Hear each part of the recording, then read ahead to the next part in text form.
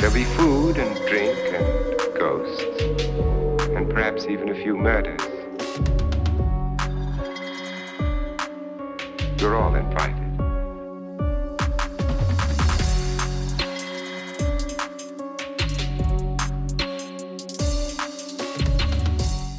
Greetings everyone, and welcome back to Dunwich Manor. Before getting into the video, please consider leaving a like and subscribing if you enjoy the content. I'm actually doing a giveaway for the new Killer Klowns video game once I reach 200 subscribers, so make sure to enter that giveaway in my channel's community tab if you're interested. Friends, today I have been tasked with a great burden.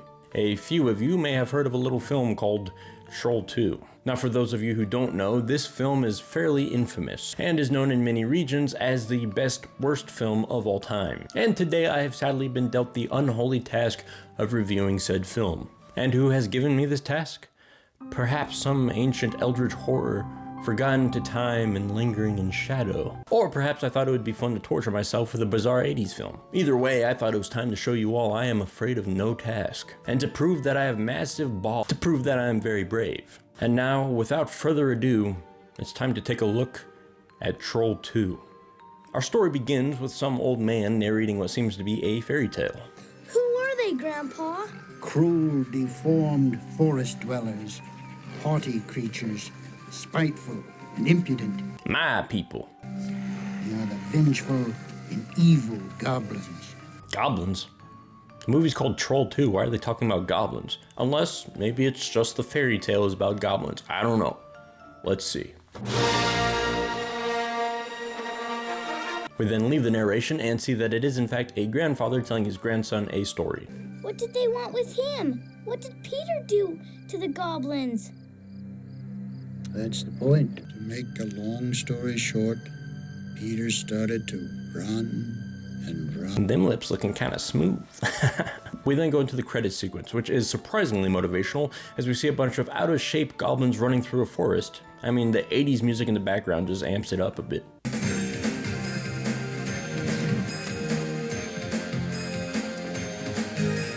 Don't let your dreams be dreams. You too can be a little goblin running through the forest. A goblin? Then Grandpa Seth warns the boy that goblins are real and they still exist. And we see in our story that they actually eat people by turning them into plants. After this, Josh's mom comes to check on him, and we see that Grandpa actually isn't there, and we learn that he has actually been dead for 6 months. Although after Josh is talking to Grandpa, when he disappears, the chair is moving back and forth. So I'm not really sure if that's implying like he was there and he just dove out the window real quick, or maybe if he's a ghost or what. I don't know. Grandpa Seth has remained in all our hearts, but you must banish him from your mind. I mean, what kind of a mom is this? I mean, what kind of parent tells their kid, you gotta banish the thought of your grandparent from your mind? What? Remember what the doctor said? Of course. Grandpa Seth is just an invention of my subconscious. And I'm clinically insane. We then find out that the family is going on a vacation to a place called Neilbog the next day, which should be pretty fun. Michael, Yeah? who are the goblins? Look, I'm gonna be real, the mom creeps me out, alright? She's got the fucking crypt keeper eyes. Oh yeah, and we're also introduced to Josh's sister, who is busy putting on an Oscar-worthy performance. Are you nuts? You trying to turn me into a homo? Wouldn't it be too hard? If my father discovers you here, he'd cut off your little nuts and eat them. What did he say? Is it true that your family's going on vacation tomorrow? Yes. I'll come with you. Okay, I'll tell my father that you're coming with us tomorrow. So now not only is the whole family going, but Holly's boyfriend and his friends are all coming along as well. But the next day, the boyfriend and his buddies are all late, so they end up having to take their own RV to Neilbog themselves. And we get to watch a very weird and long family road trip scene. Elliot's not my beau. He's my boyfriend. And he told me last night that he loves me and that he wanted to come on this trip with me and my family. Joshua, start singing. Come on, sing that song I like so much. I don't feel like singing, Mom. Just sing. Row, row, row your boat gently down a stream. Merrily, merrily, merrily, merrily, life is but. Dad stopped the car. Josh was ready to be eaten.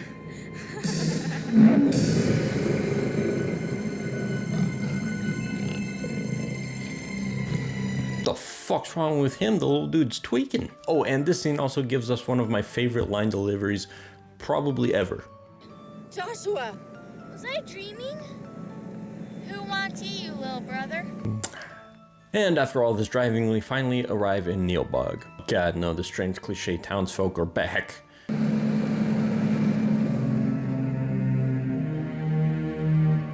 The family arrives at the house that they'll be staying at and find the feast laid out for them, but something isn't quite right. Typical country hospitality. Let's dig in. Gee. Here, have some of this. Grandpa Seth appears again and warns Joshua that they can't let the family eat the food. So somehow Grandpa Seth freezes time, and behold, the mannequin challenge was born.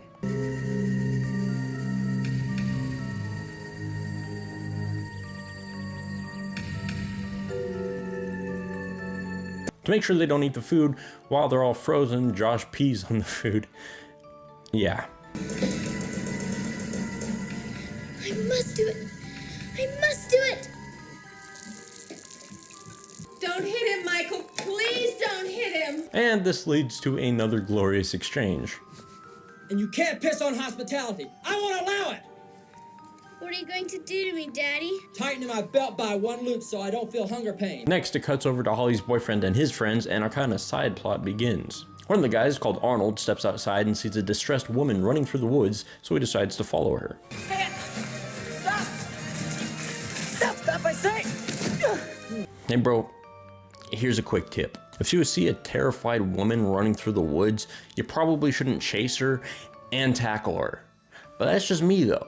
You know, you do you, I guess. Long story short, they both encounter the goblins, and let's just say Arnold learns that they're quite handy at the javelin toss.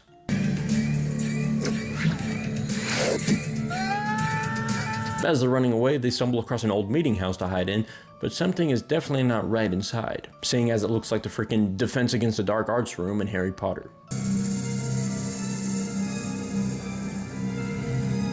As the camera pans around the room, we get our first look at the real big bad of the film, a witch named Credence.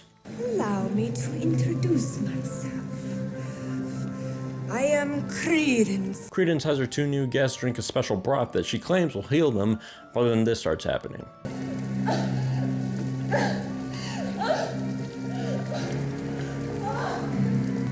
What's wrong? What's wrong with her? Don't worry about her. Drink your broth. Hell no, what the fuck? The girl slowly gets turned into plant matter, and the goblins come to feast, which leads to this legendary scene that so many people have witnessed. They're eating her! And then they're going to eat me!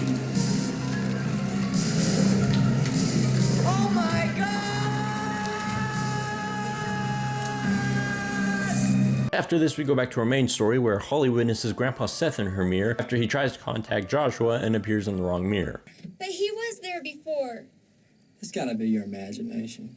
Or hallucination. Or a proclamation, or a dedication, or a situation, or a TV station. Grandpa Seth is finally able to contact Joshua properly and warns him that his family needs to leave because they are in fact in the kingdom of the goblins. Fast forward to the next day, and one of the other friends goes into town to grab some food, where he ends up meeting Doc Brown's hillbilly cousin. Can I help you? This guy eats some food and starts feeling sick, but as he leaves the building, a bunch of dudes that look like potential serial killers are standing outside and inform him that Arnold is waiting for him at the meeting house. As the friend goes to the house, we see that Arnold is in fact still alive, but has been partially turned into a tree.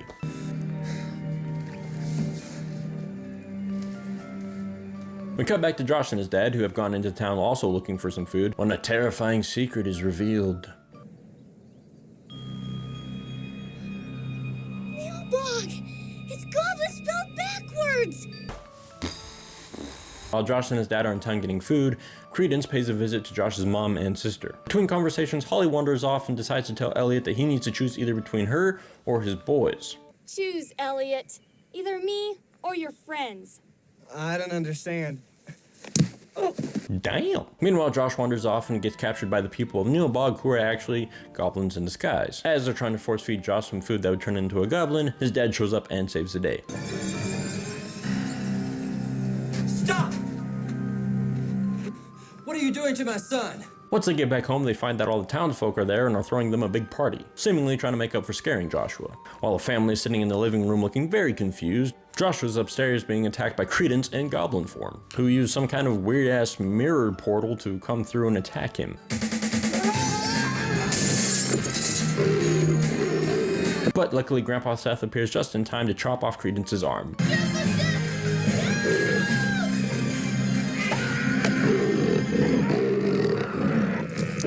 Grandpa Seth shows Josh that he wants to try to burn down as many of the goblins as he can. But their plan ends up being foiled because the leader guy just comes and like takes the Molotov. Cut it out, kid. But luckily, after he died, Grandpa Seth learned some magic and is able to set the leader ablaze. Townsfolk blame the family for their leader's death, and then they just kind of stare at them menacingly. He was one of us, and you killed him. Now it's your turn.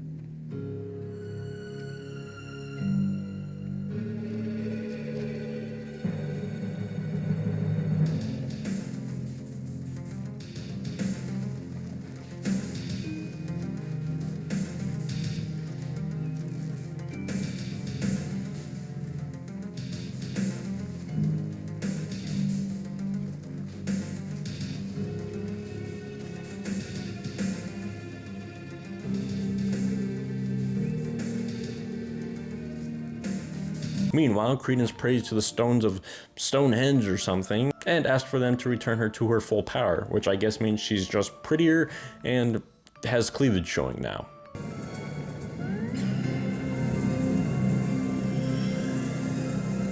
The rocks work in mysterious ways. Meanwhile, Josh and his family are still stuck inside the house with the goblin people on the outside, and they begin to think that their only hope is to somehow get Grandpa Seth back. Joshua, Grandpa Seth is dead. I know he's dead, but up till now, he's been the one helping us. While the family's brainstorming, we come back to the only friend still standing, who's chilling in the RV. He's trying to watch some TV when something very strange happens.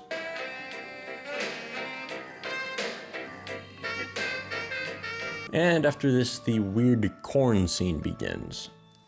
I can't really describe this one to you, just have to watch.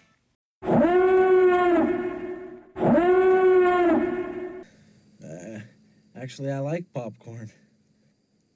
Well, no problem. All we have to do is heat it up.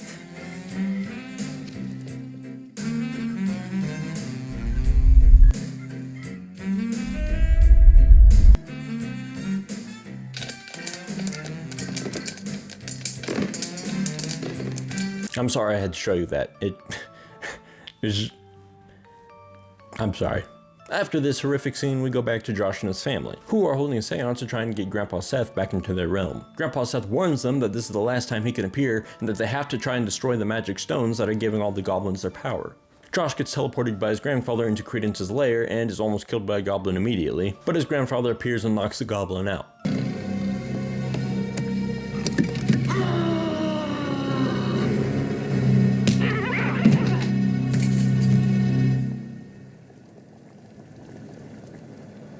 Look at that cheeky little grin.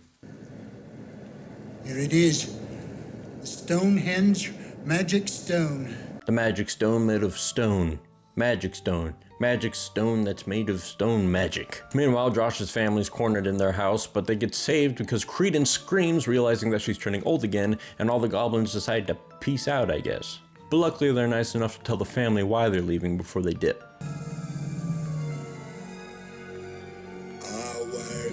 Wind is calling us. Thanks, man. Cutting back to Joshua and Grandpa Seth, we see that Grandpa's fading away for the last time, which means Josh is going to have to finish this battle on his own. Joshua's cornered on all sides and reaches into his bag to reveal a bologna sandwich that scares all the goblins away. And no, I'm not joking. You're hungry, right? A double-decker bologna sandwich!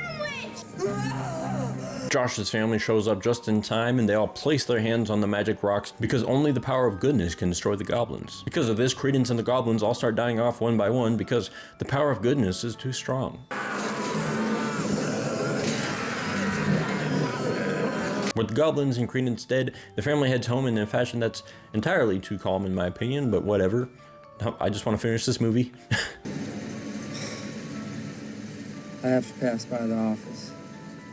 I need to go home for a while.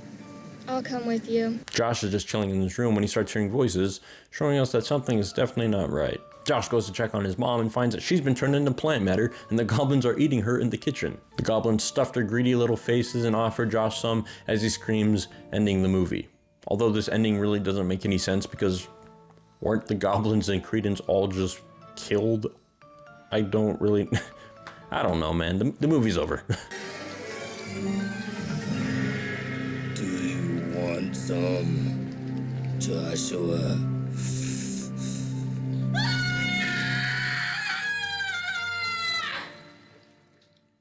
So that's the whole film, folks. It was a roller coaster of bizarre proportions from beginning to end, and half of it doesn't make sense, but you know, that's just how it goes sometimes. From its cinematography to its acting to its effects, it's just a step below the rest. But I also have to agree that it is still a very fun movie to watch. It might not look good or make any sense, but there are still many entertaining parts to it that I think make it worth watching. Especially if you're watching it with friends or something and maybe crack open a few brewskis. So to finish off, I would recommend watching this film, because it's so bad that you have to see it to believe it. Or don't watch it and keep your sanity. Either way, I hope you enjoyed this video. Make sure to let me know in the comments if there's any other horror movies you want me to review. And if you did enjoy this video, please consider leaving a like and subscribing, and I'll see you all next time at Dunwich Manor.